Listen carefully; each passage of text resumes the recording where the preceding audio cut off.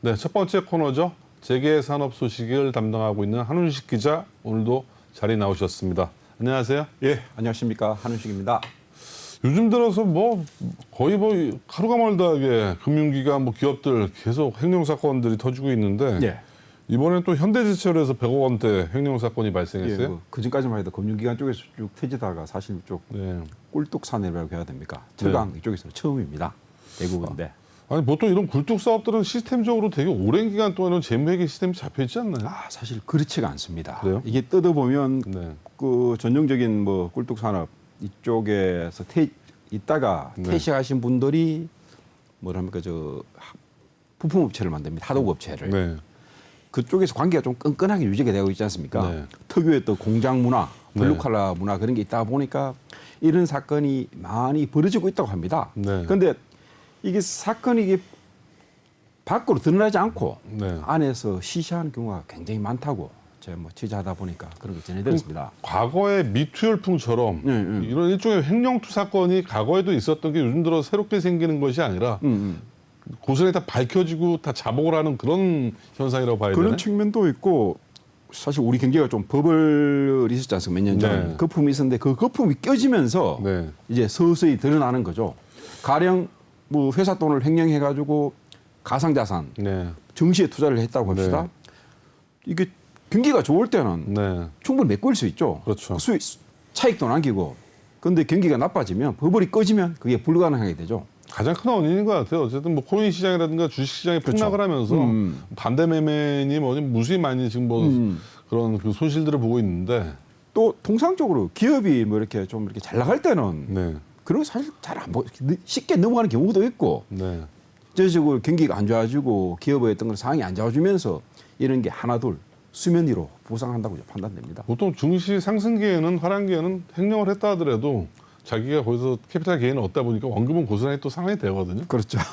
넣었다 뺐다 계속 되풀이되다가 이제 한번 이런 급락장에서 네. 아주 온팡지게 걸리는 거죠. 네, 맞습니다. 예. 근데 이번 현대제철 같은 경우는 좀 눈여겨볼 만한 부분이 조직적인 차원에서 예. 범죄가 이루어졌다는데 우리가 좀 눈여겨봐야 될 부분인 것 같은데. 사실 이 사건 같은 경우에도 네. 소위 말하는 직장인 익명 커뮤니티라고 있습니다. 네. 블라인드라든지 네. 그런 쪽에서 먼저 사건이 불거졌습니다. 네. 그러다 보니까 회사에서 공식적으로 지금 이 사건 몇 달 전부터 네. 감사팀에서 내부 조사 벌이고 있다. 네. 이런 식으로 발표를 했었습니다. 네. 사실 직장인 아까 말씀드린 그런 커뮤니티에서 이 사건이 불거지지 않았으면 그냥 이 사건 같은 경우에도 그 유야무야 넘어갔겠죠. 아니 근데 저는 이해가 안 되는 게 현대제철도 상장 기업이고 외부 감사도 있을 것이고 내부 감사도 있을 것이고 결제 시스템이 있는데 이것들을 다 넘어가거나 속일 수가 있나요? 우선 현대제철 같은 경우가 기업 구조가 좀 독특합니다. 네. 이게 1953년에 만들어졌습니다. 네. 예전에는 대한중공업이었습니다. 네. 국영 기업이었다가 옛 현대그룹한테 팔렸습니다. 네. 그때 이름을 인천제철로 바뀌었죠. 네. 인천제철 이후에 지금 사진에 나오는 현대제철 당진 공장은 사실 옛날에 이게 한보철강이었습니다. 네. IMF의 단초를 제공한 정태수 회장의 한보철강이었습니다. 그러다 보니까 한보철강이요? 예, 문화가 되게 좀 그렇습니다. 지금 당진 공장의 종업원들 좀 40대, 50대 되신 분들은 예전 한보철강 출신이 네. 많습니다. 한보철 97년도에 부도가 났었네. 부도가 나오고 네. 계속 이렇게 법정 관리를 10년, 15년 받고 있다가 네. 10년쯤 됐을 겁니다. 네. 그때 현대그룹에서 인수하면서 네. 고로 메이커로 만든 거죠. 네. 기존에 있던 전기로 메이커였습니다. 자, 이번 횡령에 대해서 회사 측은 좀 과장됐다. 이렇게도 또 해명을 하고 있는데 어떤 내용이에요, 이게? 그러니까 저도 좀 의아한데 보통 금융기관 이런 데서는 좀 회계 시스템이 투명하지 않습니까? 네. 바깥에서 외부에서 어떤 그런 보는 눈들도 많고 네. 이쪽 전형기 꿀떡 산업이다 보니까 자꾸 시시하고 있는 그런 상황입니다. 네. 몇 달 전부터 내부 감사를 벌이고 있다고 하는데도 아직 뚜렷한 결과물은 아직 나오지 않았습니다. 회사 측에서 밝히지 않았고 네. 자꾸 이렇게 100억이 아니다, 좀 과장됐다 그런 식으로 애써 이렇게 감추려고 해야 표현이 적절한지 모르겠는데 그런 식으로 회사에서 나오고 있습니다. 이게 98억인데 100억이다 뭐 그런 얘기인 거예요. 그건 아니고, 100억이 안 되고 뭐 한번 해봤자 뭐 수십억 대밖에 안 된다. 100억이랑 과장됐다. 그런 식으로 좀 이야기를 하고 있습니다. 근데 이게 중요한 부분인가요? 회사의 시스템이 지금 오작동을 한다는데 더 중요한 부분 아닌가요? 근데 이 부분에 대해서 회사의 주주들이 있고 상장 기업이면 상당히 큰 회사의 시스템의 지금 문제점이 이 부분에 대해서 뭔가 보관을 만들고 해명을 해야 될 텐데. 뭐 이게 좀 제조업 특성도 좀 살펴봐야 됩니다. 네. 아까 말씀드렸듯이 제조업 특성상 이렇게 퇴직하신 분들이 밖에 나가서 부품업체를 차리고 네. 그러면 뭐 우리가 남이가 이러면서 도와주는 그런 행태가 강합니다. 네. 다른 금융이라든지 그런 쪽에 네. 비해서 네. 그러다 보니까 뭐 CC 넘어가는 경우도 많고 물론 시스템상으로는 뭐 회사 어떤 그 내부 감사라든지 뭐 회계법인 어떤 그런 감사를 통해서도 이렇게 뭐 드러날 수도 있겠지만 우선 당장 회사 쪽에서 뭐 장부를 약간 감추고 그러면 드러나지 않을 가능성이 거의 더 높은 거죠. 또 횡령도 여러 가지 형태의 그 양태가 있는데 이번 방식은 어떤 이 같은 방식인가요? 경우에는 그 퇴직한 직원들이 밖에 나가서 네. 회사를 차렸습니다. 네. 차리고 그 회사에 부품을 빼돌린 거죠.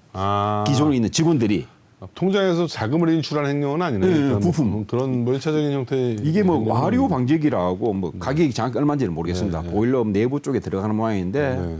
이게 뭐 지금 뭐 쪽 이야기 듣기로는 100억 이상이 됐다. 몇 년간 쭉 누직이 되다 보니까 네. 부품을 그쪽으로 빼돌리고 뭐 이렇게 하다 보다 허위 가상 매출을 뭐 이렇게 뭐 만들고 그러다 보니까 일종의 그러면 부품을 넘겨서 일종의 부품 깡을 한 거네요. 그런 측면도 있죠. 뭐 그런 일처밴더에서 부품을 빼돌리고 네. 뭐 그쪽으로 출고가 뭐 쉽게 해서 출고됐음에도 불구하고 이쪽에서는 그냥 창고에 있는 것처럼 그래서 이게 조직적인 차원이라고 설명을 하는 거네요. 그렇죠. 그리고 사실 이게 부품 같은 경우가 이렇게 어느 정도 이렇게 좀 밸런스를 둡니다. 유의분을 한번 만약 100개 정도가 있다고 하면 110개 정도 이렇게 유의분을 두는 거죠. 네. 그런 것도 뭐 회계 시스템에서 정확하게 잡아내지 못한 부분 같습니다.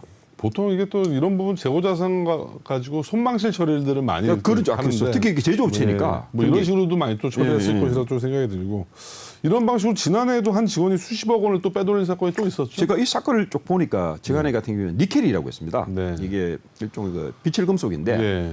철강을 만들 때좀 요즘 니켈 수요가 특히 많죠. 전기차 때문에. 그 들어가는 첨가제입니다. 네. 지금 가격 옛날에 가격 같은 경우에는 톤당 뭐 2만 불 정도 가격이고 그래서 지금은 정확하게 가격이 모르겠습니다.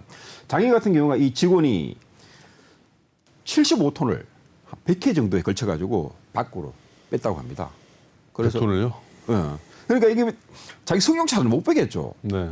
뭐 추력이라도 그 당연히 회사 내부 추력을 썼겠죠. 뭐 현대제철 그 마크가 뭐지 달린. 아니 뭐 100톤을 빼려면 차가 몇 대가 몇십 대가 아니 왔다 그러니까 뭐 한 100여 차례 걸쳐가지고 네. 한 번 나갈 때마다 한 뭐 1톤. 예. 그러니까 당연히 이쪽 게이트에서도 이렇게 볼 거 아닙니까? 네. 뭐 이거 무슨 차냐 나가는 차니까 하는데 그냥 뭐 게이트 쪽에서도 그 직원들한테 뭐 그냥 의뢰인이 나가는 뭐 출고되는 차량인 줄 알고. 당연히 또 네. 눈을 감아줬겠죠. 뭐 쉽게 얘기해서 뭐 뒷돈이라고 표현을 해야 됩니까? 뭐 그런 것들 찔러주면서 정황상 그렇습니다.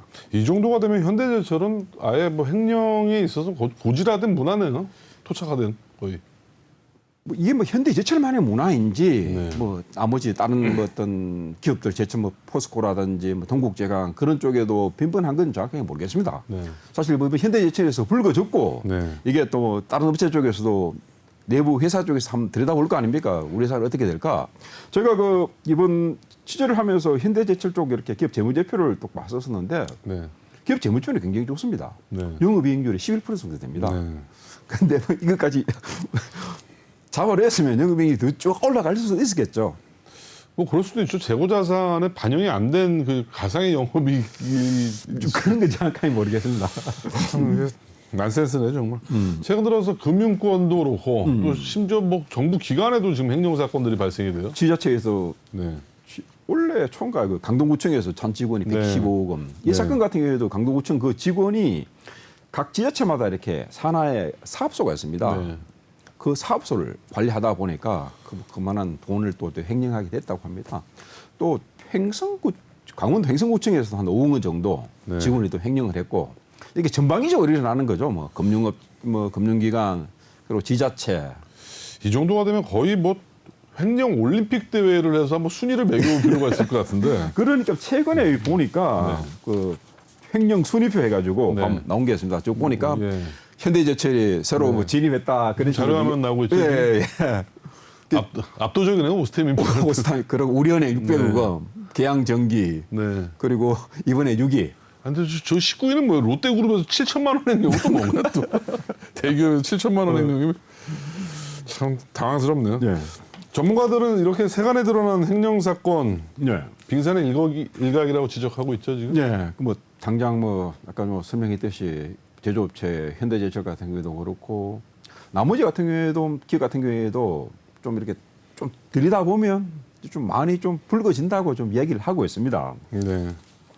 이게 어떻게 보면 안 보려고 덮는 경향도 많을 것 같아요 보니까. 그렇죠. 시시 넘어가는 경우가 네. 많죠.